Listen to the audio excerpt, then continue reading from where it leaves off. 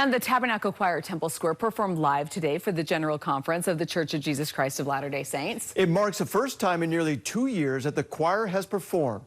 News specialist Ladd Egan joins us live now with more on today's 3 sessions. And Ladd, a little taste of normalcy maybe today. Yeah, I would say so. And, you know, having the Tabernacle Choir back performing live and everything originating from the Conference Center auditorium, it definitely gave General Conference a sense of a familiar setting and a sense of normalcy. But the pandemic did keep the audience small, consisting of several hundred family and friends and participants. Most of the Conference Center auditorium's 21,000 seats remained empty. All members of the choir were vaccinated and recently tested. Church leaders on the stand wore masks throughout the sessions. And tonight, a change in format for the Saturday evening session, no longer alternating between being held for women in October and priesthood holders in April. It is now intended for all members and friends of the Church of Jesus Christ of Latter-day Saints. During the evening session, members heard an update on the church's humanitarian efforts. Brothers and sisters, through your ministry, donations, time, and love, you have been the answer to so many prayers. And yet there's so much more to do.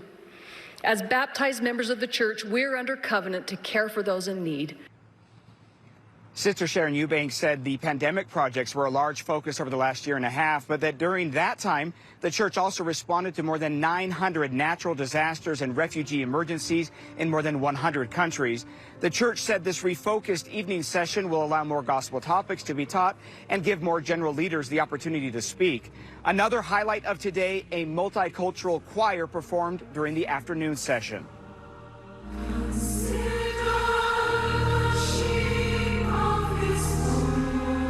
It was amazing.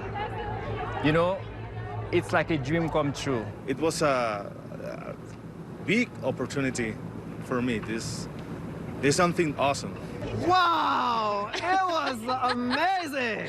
It was something that I never thought it would ever be possible. I'm feeling good that it was a job well done, but even more so that the testimonies of so many, literally from around the world, were able to be shared together.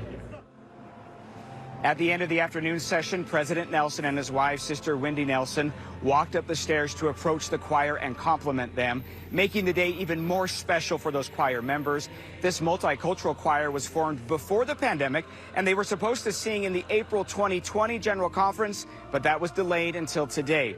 Later in the afternoon, the choir gathered outside the conference center for a photo and then started singing again. Members of the choir represent 6 continents, 39 different countries, and 35 languages. And the members of that choir told me that it was an honor to perform in General Conference, and it was so great to see them out here having that impromptu performance here on the steps of the Conference Center. I'll post a link of that entire performance on our website, ksltv.com. And Dan, looking forward to tomorrow. The other half of the Tabernacle Choir will sing at both sessions. Because of the pandemic protocols, only half of the choir performed today. Back to you. Wow, you could really see their enthusiasm there. Thanks a lot, Ladd, and it's back at it again tomorrow. Thanks for your coverage. And one frank talk focusing on mental health from Elder Eric W. Kopishki is being widely discussed on social media. We long to be perfect, even as our Heavenly Father and Jesus Christ are perfect. Because mental illness can interfere with our perception of perfection, it remains all too often a taboo. As a result, there is too much ignorance, too much silent suffering, and too much despair. Many feeling overwhelmed because they do not meet perceived standard mistakenly believe they have no place in the church. And conference weekend is also a busy one for us as well. We have a full slate of programming planned for tomorrow with uplifting and inspirational documentaries throughout the day. Tomorrow morning, our coverage begins at 9 a.m.